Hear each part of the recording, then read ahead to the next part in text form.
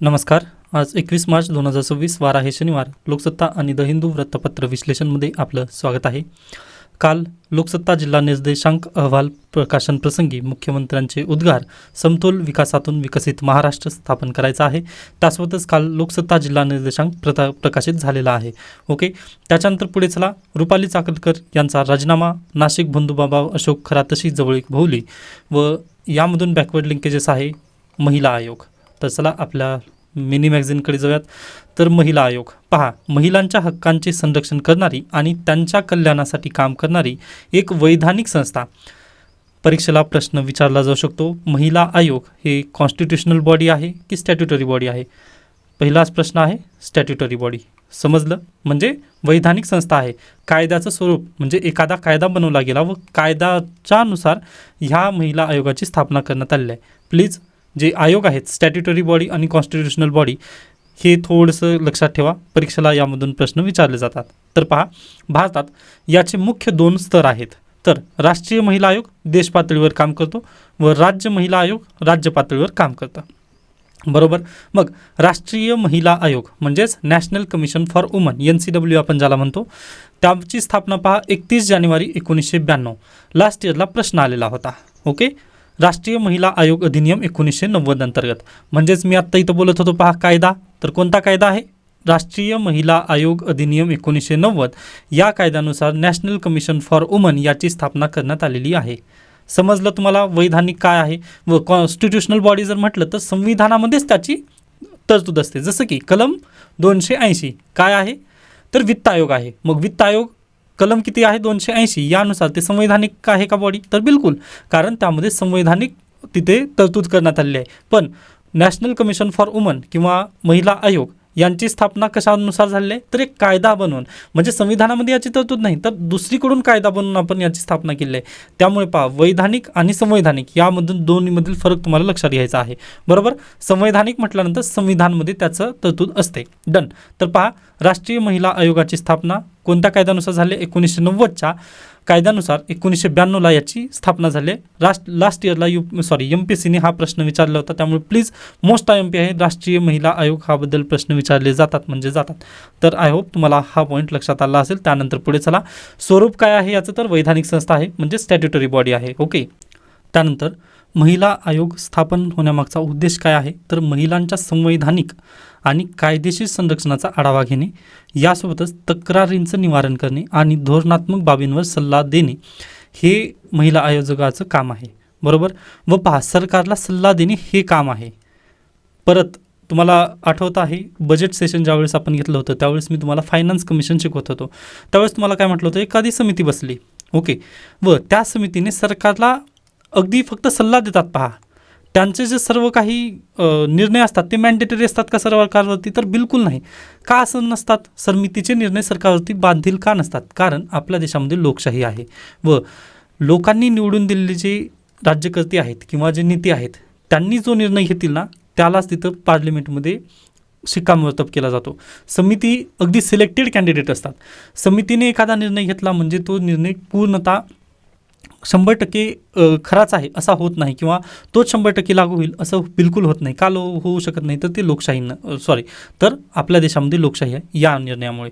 मग दिस पहा, याच थेरीला जर तुम्ही महिला आयोगाबद्दल जर लावलात तर पहा, महिला आयोग फक्त सल्ला देऊ शकतात.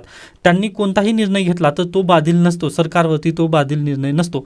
हे पॉईंट तुम्ही लक्षात घ्या. हां, पण जर क्राईम वगैरे जर घडलं तर तिथं सो मोटो कॉग्निझन्स ते घेऊ शकतात व यांच्याकडे दिवाणी न्यायालयाची पॉवर आहे. पहा, दिवाणी न्यायालयाची पॉवर म्हणजेच काय? क्वासाय ज्युडिशियल बॉडी आहेत. ही कसे आहेत? क्वासाय ज्युडिशियल बॉडी. ओके, हा पण परीक्षेला प्रश्न विचारला जाऊ शकतो की क्वासाय ज्युडिशियल बॉडी आहेत का? तर अगदीच आहेत. क्वासाय ज्युडिशियल बॉडी म्हणजे काय? अर्धन्यायिक. ओके, क्वासाय म्हणजे अर्ध. ओके, न्यायालय आहेत परंतु अर्ध न्यायालय आहेत. इथं प्रिन्सिपल ऑफ नॅचरल जस्टिस लागू होतो का? तर बिलकुल होत नाही, कारण हे न्याय देऊ शकत नाहीत. फक्त यांनी चौकशी करू शकतात. यासाठी हा पॉईंट तुम्हाला लक्षात ठेवायचा आहे. महिला आयोगाचा जे उद्देश आहे आय होप तुम्हाला समजलं असेल. त्याच्यानंतर पुढे चला संरचना. आता यामध्ये संरचना जर तुम्ही पाहिलात, राष्ट्रीय महिला आयोगाची जर संरचना तुम्ही पाहिलात तर तुम्हाला लक्षात येईल यामध्ये एक अध्यक्ष असतात, 5 सदस्य आणि एक सदस्य सचिव. यातील किमान एक सदस्य SC आणि ST या दोघांपैकी एका प्रवर्गातील असणे अनिवार्य आहे. ओके, हा पण पॉईंट तुम्हाला लक्षात आला असेल. त्याच्यानंतर राष्ट्रीय महिला आयोगाच्या सध्याच्या अध्यक्षा कोण आहेत तर विजया किशोर रहाटकर या सध्याला अध्यक्ष आहेत. हा पॉईंट प्लीज लक्षात ठेवायचा आहे. आय होप राष्ट्रीय महिला आयोग तुम्हाला समजला असेल. त्याच्यानंतर महाराष्ट्र राज्य महिला आयोग याची स्थापना पहा 25 जानेवारी 1993 झालेली आहे व महाराष्ट्र अधिनियम क्रमांक 15 1993 अंतर्गत राज्य महिला आयोगाची स्थापना झालेली आहे व याचं मुख्यालय आहे मुंबई येथे व याचे मुख्य कार्य आहेत पहा महिलांचा दर्जा आणि प्रतिष्ठा सुधारण्यासाठी स्वतःहून उपाय सुचवणे. त्यानंतर महिलांच्या हक्कांच्या उल्लंघनाबाबत स्वतःहून सो मोटो दखल घेणे. मी जे म्हणत होतो क्वासी ज्युडिशियल बॉडी आणि सो मोटो कॉग्नियन्स तर ते इथून आलेलं आहे. नेक्स्ट आहे पीडित महिलांना कायदेशीर सल्ला आणि समुपदेशन उपलब्ध करून देणे. त्यानंतर सध्याला हे चर्चेत का आलं तर नुकतेच रुपाली चाकणकर यांनी या पदाचा राजीनामा दिला आहे. त्यानिमित्ताने हे पद चर्चेला आलेलं आहे. आता तुम्हाला काय करायचं आहे करंट अफेअर्सनुसार परत एकदा मग तर अगदी पुढल्या महिन्यात वगैरे हे पदावरती कोणाला तरी म्हणजे रिकमेंडेशन जर आलं तिथं तर किंवा कोणीतरी अध्यक्ष यांना जर प्राप्त झाले तर आपल्याला तिथं काय करावं लागेल पहा परत याची स्टडी करावं लागेल. त्यामुळे प्लीज राष्ट्रीय महिला आयोग आणि राज्य महिला आयोग तुम्हाला आता आय होप लक्षात आला असेल. इथे काही कन्फ्युजन जास्त होणार नाही. 1993ला स्थापना आहे व 1993चाच कायदा आहे. पण राष्ट्रीय महिला आयोगामध्ये तुम्हाला कन्फ्यूज केलं जाऊ शकतं. 1990चा कायदा आहे आणि 92ला याची स्थापना आहे. ओके, एवढे 2 पॉईंट तुम्हाला लक्षात ठेवायचे आहेत. डन. त्याच्यानंतर यावरून आणखीन एक म्हणजे कंबाईन परीक्षेला वगैरे हा प्रश्न विचारला जातो पहा. खूप मोस्ट IMP आहे. म्हणजे मला पण हे माहिती नव्हतं पण ज्यावेळेस मी नोट्स काढत होतो त्यावेळेस मला हे प्राप्त झालं. तर पहा महाराष्ट्र राज्य महिला आयोगाचे ठिणगी हे त्रैमासिक मुखपत्र प्रसिद्ध केले जाते ज्यात महिलांच्या प्रश्नावर चर्चा केली जाते. कंबाईन परीक्षेला वगैरे डायरेक्टली प्रश्न जर आला तर फॅक्च्युअल खूप महत्त्वाचा हा प्रश्न आहे व बहुतांश विद्यार्थ्यांना हा प्रश्न येणार नाही. त्यामुळे प्लीज ह्याकडे थोडंसं लक्ष द्या. महाराष्ट्र राज्य महिला आयोगाचे ठिणगी हे त्रैमासिक मुखपत्र आहे. ओके, ठिणगी त्रैमासिक मुखपत्र आहे. 3 महिन्यालाही प्रकाशित केलं जातं. ओके, एवढा पॉईंट प्लीज लक्षात ठेवा. डन. त्यानंतर आता अगदीच तुम्हाला प्रश्न दिलेला आहे मीन्स ॲन्सर रायटिंग प्रॅक्टिससाठी. भारतातील महिलांच्या हक्कांचे रक्षण करण्यासाठी आणि सक्षमीकरणासाठी राष्ट्रीय महिला आयोगाची भूमिका आणि मर्यादांचे परीक्षण करा. भूमिका म्हटलेलं आहे आणि मर्यादा. ओके, भूमिका आणि मर्यादा म्हणजे इथं भूमिकाऐवजी तुम्ही काही करू शकता, कार्य पण लिहू शकता, पण इथं मर्यादांचे परीक्षण करायचं आहे. ओके, तर नक्कीच तुम्ही ॲन्सर लिहून मला माझ्या टेलिग्राम ID वरती तुम्ही सर्वांनी हे पाठवू शकता. ओके, टेलिग्रामवरती पाठवा प्लीज. व्हॉट्सअपवरती थोडंसं मला ते ॲनोटेशन करता येणार नाही त्यानिमित्ताने. ओके, तर या प्रश्नाचं उत्तर सर्वांनी लिहायचा प्रयत्न करा नक्कीच. त्यानंतर परत आपल्या लोकसत्ता ॲनालिसिसकडे जाऊयात. तर पहा इस्रायलचे एक पाऊल मागे साऊथ पासला लक्ष करणार नसल्याची ग्वाही. इराणचे आखाती देशावरील हल्ले सुरूच. पहा झालेलं काय तर इस्रायलने काल साऊथ पासवरती हल्ला केलेला होता. मग अगदीच डायरेक्टली त्याचा हल्ल्याचा प्रतिशोध घेत इराणनी कतार ह्या जे सर्व आजूबाजूचे गल्फ कंट्रीज आहेत त्यांच्यावरती हल्ला चढवला व कतारवरती पहा जास्त हल्ला चढला व जी गॅस रिफायनरी आहे त्यावरती पहा त्यांची 15% गॅस रिफायनरी तिथं नष्ट झाली. या कारणानिमित्त पहा इस्रायलला पण लक्षात आलं की अगदी पहा युरोपियन युनियनचं पण गॅस पुरवठा तिथं ठप्प होऊ शकतो. मग याच नजरेतून त्यांनी म्हटलं की आम्ही तुमच्या रिफायनरीवरती वगैरे लक्ष करणार नाही तर तुम्ही पण गल्फ कंट्रीजवरती वगैरे लक्ष करू नका. मग आता इथं काय ऑइल सोडून तुम्ही युद्ध करा. मग अगदी तसंच होणार आहे. आता ऑइल सोडून ते युद्ध करणार आहेत. परंतु इस्रायलचा ग्रेट गेम प्लॅन इथं नक्कीच आहे. पहा इस्रायल स्वतः अगदी लेबनानवरती वगैरे हल्ले करत आहे. मग अगदीच पहा लेबनानना ज्या पद्धतीने गाझा स्ट्रीप पूर्णतः शांत झालेलं आहे अगदी लेबनान पण शांत होईल असं आपल्याला तिथं दिसत आहे. कारण सगळ्यांची नजरा कुठं आहेत इराणवरती आहेत पण लेबनानबद्दल आज कोणी चर्चा करत नाही आहे. त्यानंतर नेक्स्ट बातमी पोस्ट डेटेड धनादेश न वटणे म्हणजे फसवणुकीचा हेतू नाही. Supreme court. काल सुप्रीम कोर्टाने अगदीच महत्त्वपूर्ण निर्णय दिलेला आहे. पहा व आता पहा चेकपूर्वी ओके आता अगदीच चेकची सिस्टीम सध्याला आहे का तर आहे पण कमी प्रमाणात वापर होत आहे. बरोबर UPIचं प्रमाण जर तुम्ही पाहिला तर UPI जास्त प्रमाणात वाढतं. ओके त्यामुळे पहा पूर्वी UPSC ना चेकवर भरपूर प्रश्न विचारायचे. आता सध्याला UPIवरती ते शिफ्ट झालेलं आहे. पण काही सांगता येत नाही चेकबद्दल पण प्रश्न येऊ शकतात. त्या नात्याने ही पॉईंट तुम्ही प्लीज लक्षात घ्या. तर पहा आपल्या देशामध्ये ना चेक सिस्टीम कधी आली इंग्रजांनी आणलेली आहे. बरोबर. मग पहा इंग्रजांनी काय केलं, जर एखाद्या व्यक्तीने आपला चेक दिलेलं असेल व ते जर चेक बाउन्स झालं, बाउन्स म्हणजेच काय पहा, ए ह्या व्यक्तीने बी ह्या व्यक्तीला काय दिलं पहा, चेक दिलं व त्यांनी म्हटलं की तू जा बँकेमध्ये आणि माझ्या बँकेमध्ये पैसे आहेत, तू जाऊन काय कर, पैसे काढू शकतोस. आता 51,000 इथं दिले पहा, तसंच अगदी 51,000 जाऊन ए या व्यक्तीने 51,000 रुपयाचा चेक बी या व्यक्तीला दिला. मग बी हा व्यक्ती गेला SBIमध्ये व तो चेक वटवण्याचा प्रयत्न केला. SBIमध्ये म्हटलं की बाबा हे असं मला चेक भेटलेला आहे, 51,000 रुपये तुम्ही मला पैसे द्या. पण ह्या व्यक्तीच्या बँकेमध्ये जर पैसे नसतील तर काय होतं पहा, SBI हे पैसे वापस देऊ शकतं का बी ह्या व्यक्तीला, तर देऊ शकणार नाही. मग तिथं काय होतं पहा, चेक बाउन्स होतं. बरोबर, म्हणजे ह्या व्यक्तीच्या बँकेमध्ये पैसे नसले या कारणानं होतं चेक बाउन्स होतं. मग इंग्रजांनी काय केलं होतं, जर चेक बाउन्स झाला ना तर तुम्ही फसवणूक करत आहात म्हणून IPC मधील सेक्शन 420 यानुसार पहा तुम्हाला शिक्षा व्हायची पूर्वी. बरोबर आहे. मग तसंच पहा इथे, किंवा आणखीन एक महत्त्वाचं इथं पॉईंट आहे पहा, जर एक चेक ह्या व्यक्तीने जर बी ह्या व्यक्तीला चेक दिला ना तर ते चेक किती 3 महिन्याची व्हॅलिडिटी असते पहा, त्या चेकची व्हॅलिडिटी असते 3 महिने. बरोबर. मग अगदी हे अशा पद्धतीने कायदे वगैरे होते किंवा हे असं सुरळीत आहे, हे तुम्हाला नॉर्मल कंडिशन झाली.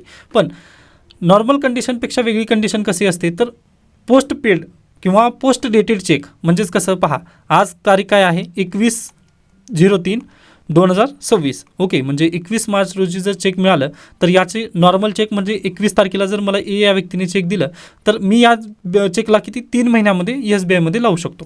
बरोबर आहे. तर ही अशा पद्धतीची नॉर्मल सिस्टीम असते.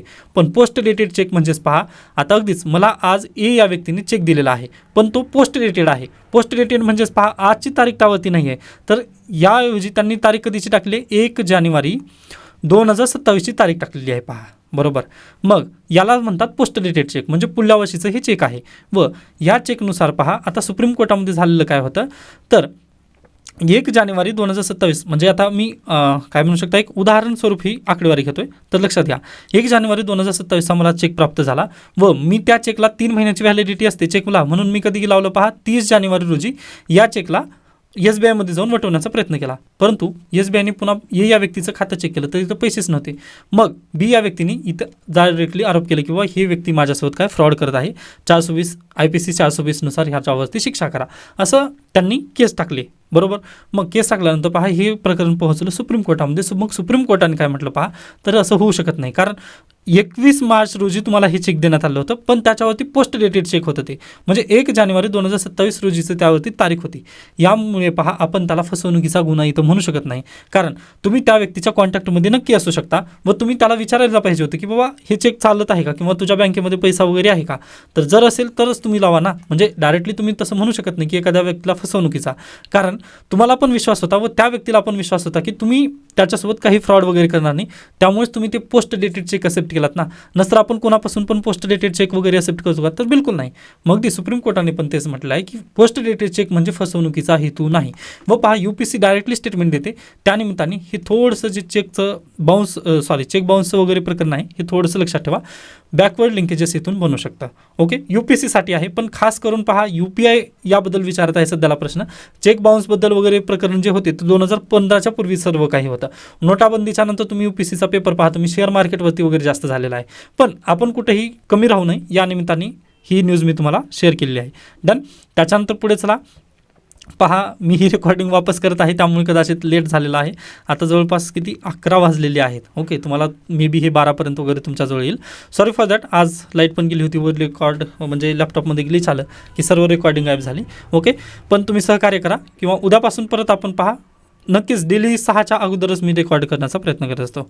सॉरी, वापस येऊयात आपण. पळून गेलेल्या जोडप्याच्या संरक्षणासाठी याचिका, यावरून तुम्हाला परत कुठे जायचं आहे, तर अगदीच पहा आर्टिकल 21मध्ये. आर्टिकल 21ला मी दररोज का घेत आहे, तर अगदी तिथं भरपूर काही लपलेलं आहे पहा. जसं की जीवनसाथी निवडण्याचा अधिकार 2019चा प्रश्न आहे, आर्टिकल 21नुसार आहे. मग त्यालाच अनुसरून आपण एक धर्मस्वातंत्र्य कायदा पाहिलेला होता. बरोबर. महाराष्ट्राच्या सरकारने एक धर्मस्वातंत्र्य कायदा पारित केलेला आहे. अगदी त्याच्याच धर्तीवर पहा आणखीन एक राज्य सरकारने धर्मस्वातंत्र्य कायदा पारित केला, तो म्हणजे छत्तीसगड सरकारने.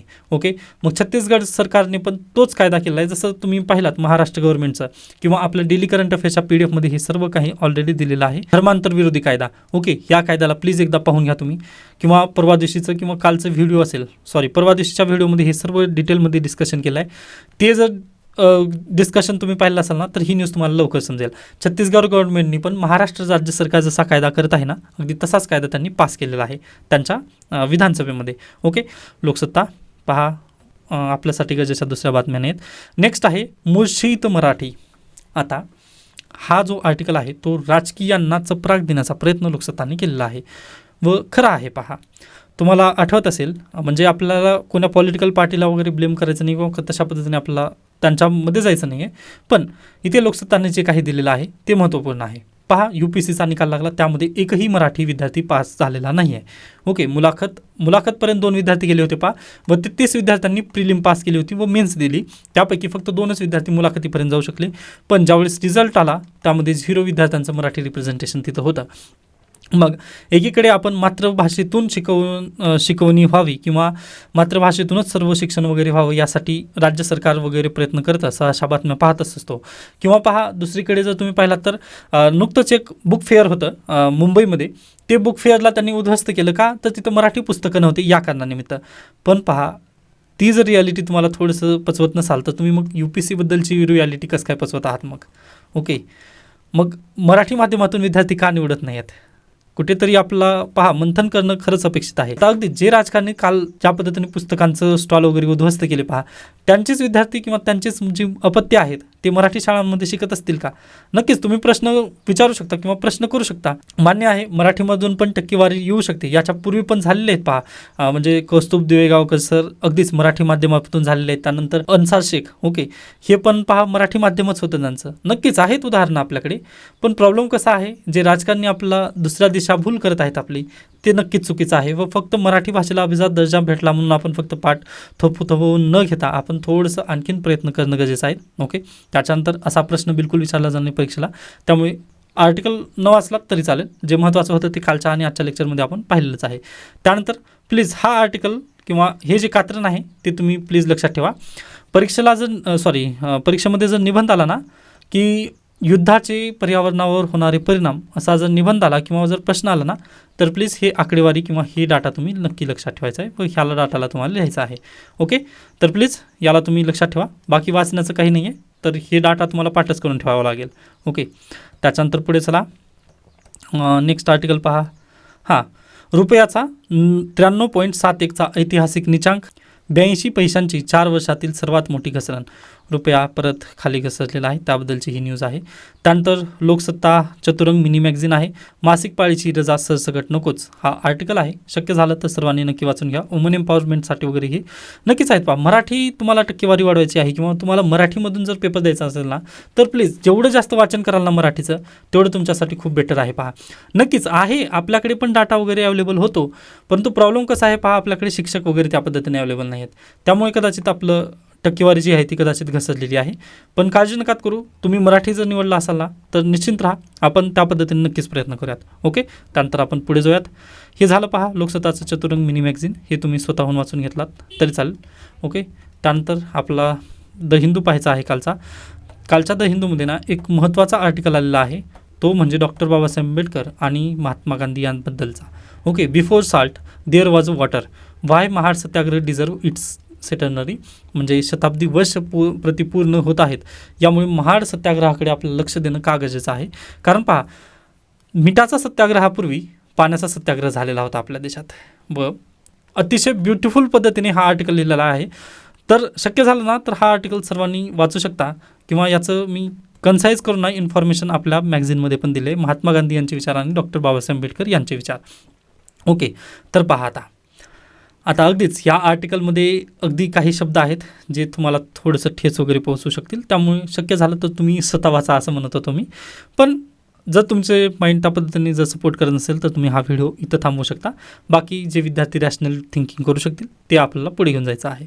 ओके, तर चला पहा, 1927 वर्ष आहे.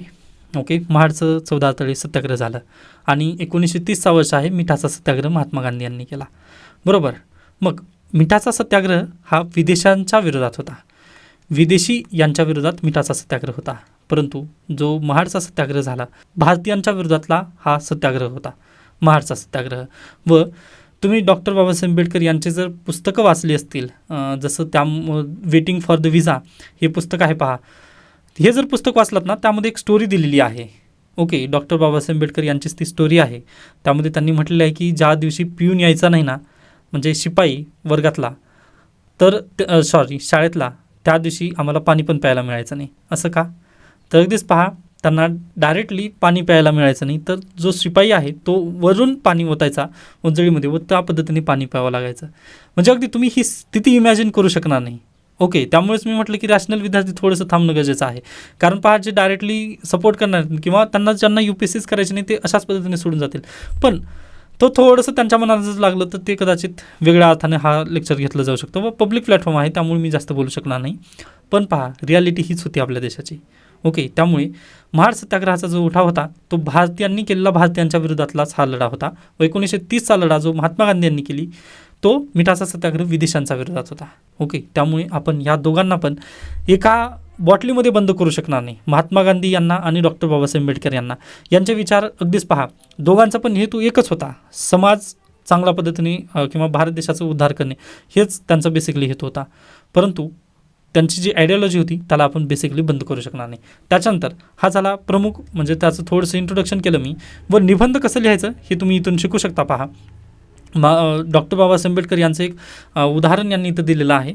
या पद्धतीने तुम्ही पण इंट्रो नक्की करू शकता. ओके, तर आता आपलं जायचं आहे महात्मा गांधी आणि डॉक्टर बाबासाहेब आंबेडकर यांच्या विचारांमधील तफावत. पहा, महात्मा गांधी काय म्हणायचे? खेड्याकडे चला. खेड्याकडे चला म्हणजे आपला जर देशाचा विकास करायचा असेल तर खेड्याकडून आपला विकास करणं गरजेचं आहे, असं महात्मा गांधीजींचं म्हणणं होतं. परंतु डॉक्टर बाबासाहेब आंबेडकर यांचं म्हणणं काय होतं? जे खेडी गावं आहेत ती जातीची कोठारं आहेत. का कोठारं आहेत? तर पहा, तुम्ही जर तुम्ही शहरात गेलात ना तर तुम्हाला तुमची जात वगैरे विचारली जात नाही, परंतु जर खेड्यात जर असाल तुम्ही तर नक्की तुम्हाला तुमच्या जातीवरून ओळखलं जातं. ओके, व ही भीषण वास्तव आहे आपल्या महाराष्ट्रातलं आज देखील. त्यामुळेच पहा, डॉक्टर बाबासाहेब आंबेडकर यांनी आंतरजातीय विवाह जी पद्धत आहे त्याला त्यांनी जास्त मान्यता वगैरे दिलेली होती. ओके, तर हे थोडेसे पॉईंट्स आहेत. हे एका सेंट्रिक आपण बोललो जातीबद्दल. पण महात्मा गांधी आणि डॉक्टर बाबासाहेब आंबेडकर दोघांचा पण हेतू काय होता? तर अगदीच पहा, भारत जो देश आहे त्याला अगदीच प्रगल्भ राष्ट्र बनवणं, हाच बेसिकली मुख्य उद्दिष्ट तर तोच होता. परंतु आयडियोलॉजी थोडीशी चेंज आहे नक्कीच इथे. डन. त्याच्यानंतर पहा, आता इथे मी अगदीच चांगल्या पद्धतीने इथं समजावून सांगण्याचा प्रयत्न केला आहे. पहा, महात्मा गांधी हे थोडंसं आयडियालिस्टिक होते किंवा नैतिकतेच्या जास्त गोष्टी करायचे. त्यांनी काय म्हणत, पहा, तुम्हाला जर ऑल इंडिया रँक 1 आलेली आहे तुमची, ओके, AIR 1 जर तुम्ही आलेला आहात ना, तर तुम्ही कोणाचं तरी तिथे हे करत आहात, म्हणजे कोणावरती तरी तुम्ही अन्याय करत आहात, असं महात्मा गांधी यांचं म्हणणं होतं. आता कोणावरती अन्याय करत आहात तुम्ही? तर जो ऑल इंडिया रँक 2 आलेला व्यक्ती आहे ना, तो ऑल इंडिया रँक 1 आला असता, पण तुम्ही त्याचा हक्क मारत आहात किंवा तुम्ही त्यांच्यावरती अन्याय करत आहात, तुम्ही ऑल इंडिया रँक 1 येऊन. म्हणजे अशा पद्धतीने महात्मा गांधी यांची आयडियोलॉजी होती.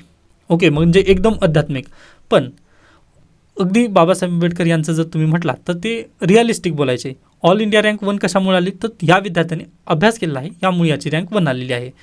ओके, मग हे रिअलिस्टिक अशा पद्धतीने बाबासाहेब आंबेडकर यांचं मत होतं व कायदेशीर आणि घटनात्मकरित्या बाबासाहेब आंबेडकर बोलायचे. त्याच्यानंतर वर्णव्यवस्थेबद्दल महात्मा गांधी यांचे विचार पहा. त्यांनी सुरुवातीला चातुर्वर्ण व्यवस्थेचे समर्थन केले, पण ज्यावेळेस त्यांना समजलं की बाबा अस्पृश्यता इथं नक्कीच आपल्या समाजात रुजलेली आहे, त्यावेळेस त्यांनी अस्पृश्यतेचा तीव्र निषेध केला. पण डॉक्टर बाबासाहेब आंबेडकर यांनी बचपनपासूनच जातीव्यवस्थेचे चटके त्यांनी भोगले होते. पहा, त्यामुळे त्यांनी वर्णव्यवस्था आणि जातीव्यवस्थेचे समूळ उच्चाटन हाच एकमेव मार्ग त्यांनी मांडला होता. त्यामुळेच त्यांनी म्हटलं होतं की शक्य झालं तर खेडी गावं सोडा तुम्ही व शहरामध्ये जाऊन बसा. का? तर शहरामध्ये आपली जाती विचारली जाणार नाही. खेडागावामध्ये जर तुम्ही म्हटला तर खेडेगावात आपल्या जातीवरून तिथं हाक मारलं जातं, हे अगदीच चुकीचं आहे. त्याच्यानंतर सुधारणा किंवा मार्ग, तर महात्मा गांधी काय म्हणायचे? तर अगदी हृदय परिवर्तन होईल. म्हणजे पहा, ते आय थिंक लगे रहो मुन्नाभाई, बरोबर ना, मुन्नाभाई 2 आय थिंक, त्या मूवीमध्ये पण दाखवलं आहे. पहा की एका गालावर जर थप्पड मारलं तर तुम्ही दुसरा गाल पुढे करा, अगदी तशा पद्धतीने महात्मा गांधी यांनी अगदी आत्मशुद्धी किंवा हृदय परिवर्तन होईल, अगदी तसं तोपर्यंत तुम्ही वाट बघा, असं महात्मा गांधी यांचं म्हणणं होतं. ओके, म्हणजे जोपर्यंत उच्चवर्णीय जे व्यक्ती आहेत त्यांचं मन बदलणार नाही तोपर्यंत दलितांनी तिथं काय त्यांच्यावरती अन्याय अत्याचार वगैरे सहन करत राहायचं. म्हणजे मन कधी बदलणार? पहा, आज देखील पहा आपल्या देशामध्ये तसं झालेलं नाही आहे. जे हृदय परिवर्तन आहे ते झालेलं आहे का? पहा ना तुम्ही, अन्याय अत्याचार आज देखील आपल्या समाजामध्ये आहे. गुलाबाचं फूल देऊन कोणीही चांगलं सुधरू शकत नाही. ही आपल्या देशाची आणि आपल्या समाजाची रियालिटी आहे व हे रियालिटी डॉक्टर बाबासाहेब आंबेडकर यांना माहिती होती. त्यामुळेच त्यांनी म्हटले की हक्क अधिकार मिळवण्यासाठी संघर्ष हा अटळ आहे. त्यांनी शिक्षित व्हा, संघटित व्हा आणि संघर्ष करा, हाच त्यांनी मग बेसिकली सल्ला दिला. सल्ला देण्याचा मागचं तेच उद्देश आहे ना, कारण तुम्हाला संघर्ष करावाच लागणार. तुमचा हक्क मिळवण्यासाठी तुम्हाला संघर्ष करावाच लागेल. जो व्यक्ती तुम्ही म्हणत आहात ना उच्चवर्णीय आहे किंवा जो व्यक्ती चांगला जो व्यक्ती तुमच्यापेक्षा दृढ आहे त्या व्यक्तीचं मन बदलणार नाही. पहा, तो स्वतःला पॉवर आपल्याजवळ ठेवण्यासाठी प्रयत्न करतच राहतो. ओके, तुम्ही नक्कीच थोडंसं मला शब्द मी एक शब्द निवडून बोलत आहे, कारण एक जरी शब्द आज वाईट जर गेला ना तर ह्याचं परिणाम खूप वाईट होऊ शकतील या नात्याने. पण तुम्ही प्लीज हे थोडंसं समजून घ्या मला काय बोलायचं आहे. ओके, त्याच्यानंतर अस्पृश्यतेबद्दल पण तेच पहा. अस्पृश्यता हा हिंदू धर्माला लागलेला कलंक आहे, हे अगदीच महात्मा गांधी यांनी मान्य केलं. म्हणूनच त्यांनी पहा हरिजन किंवा देवाची माणसे असं त्यांनी नाव दिलं. परंतु डॉक्टर बाबासाहेब आंबेडकर यांनी पण त्याला विरोध केला. त्यांनी म्हटले की हरिजन शब्दाला विरोध केला त्यांनी, त्यामध्ये हा प्रश्न धार्मिक नसून राजकीय आणि मानवी हक्काचा आहे. अगदीच बरोबर आहे. पहा, ओके, आता हे मी तुम्हाला एक्सप्लेन करू शकणार नाही, कारण तिथे जर गेलं तर नक्कीच हे थोडंसं एक्स्ट्रीम होईल, या नात्याने मी थांबतो इथे. ओके, त्याच्यानंतर पहा जे महाड सत्याग्रह झालं त्या महाड सत्याग्रहाबद्दल इथे थोडक्यात मी देण्याचा प्रयत्न केला आहे. तर पहा, महाड सत्याग्रह होण्याच्या पूर्वी आता अगदीच पहा डॉक्टर बाबासाहेब आंबेडकर यांनी पुस्तक लिहिलेलं आहे. पहा, waiting for a visa. Okay, त्या पुस्तकामध्ये त्यांनी म्हटलेलं आहे ना की मी जेव्हा शाळेत जायचो त्यावेळेस मला पाणी पण प्यायला भेटायचं नाही. जर एखाद्या वेळेस शिपाई जर आला नाही शाळेत तर त्या दिवशी आम्हाला पाणी प्यायला मिळायचं नाही. का? तर तो शिपाई आम्हाला पाणी द्यायचा ना, पण अन्य दिवशी आम्हाला पाणी मिळायचं नाही प्यायला. ओके, मग अगदीच पहा याच बेसिसवर त्यांनी म्हटलं की 1923ला ना जे बॉम्बे प्रोव्हिन्स आहे त्यामध्ये राव बहादूर सीताराम केशव बोले. मग 1923मध्ये पहा आपल्या बॉम्बे प्रेसिडेन्सीमध्ये, आता महाड कुठे येतं तर बॉम्बे प्रेसिडेन्सीमध्ये यायचं 1923 दरम्यान. मग बॉम्बे प्रेसिडेन्सीमध्ये एक रिझोल्युशन पारित करण्यात आलं. पहा, बॉम्बे प्रेसिडेन्सीमध्ये कोणी मांडलं ते रिझोल्युशन तर राव बहादूर सीताराम केशव बोले. हा परीक्षेला प्रश्न येऊ शकतो. पहा, S.K. बोले हे समाजसुधारक आणि कामगार नेते होते. ते नामदार गोपाळकृष्ण गोखले यांच्या भारत सेवक समाजाचे सदस्य देखील होते. त्यांनी 4 ऑगस्ट 1923 रोजी कायदेमंडळात हा ऐतिहासिक ठराव मांडला व तो ऐतिहासिक ठराव काय होता तर बॉम्बे प्रेसिडेन्सीमधील किंवा बॉम्बे प्रोव्हिन्समधील जेवढे नदी, तलाव आणि विहिरी आहेत यावरती जे दलित आहेत त्यांचा पण तिथं समान अधिकार आहे, असं पहिल्यांदा कोणी मांडलेलं होतं ठराव तर S.K. बोले यांनी हा ठराव मांडला. बरोबर, कधी 1923मध्ये. मग हा ठराव पारित झाला. पहा, परंतु या ठरावाची ग्राउंड रियालिटी जर अंमलबजावणी तुम्ही पाहिला तर अंमलबजावणी होतच नव्हती. बरोबर आहे. मग अंमलबजावणी होत नसलेली पाहून त्यांनी परत एकदा 1926मध्ये पहा दुसरा ठराव मांडला. परत एकदा त्यांनी तोच ठराव मांडला की नदी, तलाव आणि विहिरी जे आहेत ते सर्वांसाठी खुल्या झालेल्या आहेत, असं त्यांनी ठराव मांडला. ओके, व महाड बॉम्बे प्रोव्हिन्समध्येच यायचं पहा पूर्वी. बरोबर, मग या ठरावाला पहा पुन्हा जे तेथील उच्चवर्णीय होते त्यांनी 1927मध्ये पहा चॅलेंज केलं तत्कालीन जिल्हा न्यायालयामध्ये. ओके, मग त्याला चॅलेंज केल्यानंतर याचा निकाल कधी लागला पहा 1937ला याचा निकाल लागला. व 1937ला त्यांनी त्यावेळेस ओके डॉक्टर बाबासाहेब आंबेडकर यांनी ही केस जिंकलेली आहे. व 1937ला महाडचं जे 14 तळं आहे, ओके, महाडच्या तळातील जे पाणी आहे ते सर्वांसाठी मग खुलं करण्यात आलं. 1937ला डॉक्टर बाबासाहेब आंबेडकर केस जिंकलेले होते. मग 1926ला हा परत एकदा दुसऱ्यांदा ठराव S.K. बोले यांनी ठेवला. पहा, मग त्याच्यानंतर डॉक्टर बाबासाहेब आंबेडकर यांनी म्हटले की नाही, आता मी काय करेन, डायरेक्टली जाऊन पाणी पिण्याचा प्रयत्न करेन. म्हणत त्यांनी पहा पहिल्यांदा पाणी तिथं प्राशन केलं. ओके, म्हणजे 1927 मार्च 20 रोजी त्यांनी 14 तळाचा सत्याग्रह त्यांनी केला. व हे करण्याचं नेमकं कारणच ते होतं की पहा 2 वेळेस हा कायदा पारित करण्यात आलेला होता, पण 2 वेळेस देखील म्हणजे हा कायदा पारित करून देखील जे उच्चवर्णीय आहेत त्यांनी दलितांना तिथे एंट्री देत नव्हती किंवा पाणी पिण्याची त्यांना परवानगी नव्हती. म्हणजे खूप दुर्दैव परिस्थिती होती ही. ओके, तर प्लीज शक्य झालं तर हे आर्टिकल तुम्ही लक्षात ठेवायचं आहे. मेन्समध्ये जर विचारलं तुम्हाला महात्मा गांधी आणि डॉक्टर बाबासाहेब आंबेडकर यांच्या विचारणीवर थोडंसं फोकस करा असा जर प्रश्न आला ना तर तुम्ही हे पॉईंट नक्की लिहून देऊ शकता त्यांना. म्हणजे ॲन्सरमध्ये हे जर पॉईंट आलेत ना तर मोर दॅन सफिशियंट आहे. तर प्लीज याकडे थोडंसं वाचून घ्या तुम्ही. ओके, आता आपण इथे थांबूयात व याची PDF जी आहे ती आपल्या टेलिग्रामवरती नक्कीच मिळाली आहे. व उद्यापासून असा एवढा लेट मी नक्कीच करणार नाही. पहा, जर शक्य झालं तर मी दुसऱ्या लॅपटॉपवरती वगैरे करण्याचा प्रयत्न करेन, कारण हे खूपच मला धोका देत आहे व भरपूर वेळेस असं झालेलं आहे. त्यामुळे मी अर्ली इन द मॉर्निंगच सेशन घेतो, पण आज अर्ली इन द मॉर्निंगच लाईट नव्हती, त्यामुळे हे सर्व काही झालेलं आहे. Sorry for that. परत भेटूयात उद्याच्या लेक्चरमध्ये. धन्यवाद.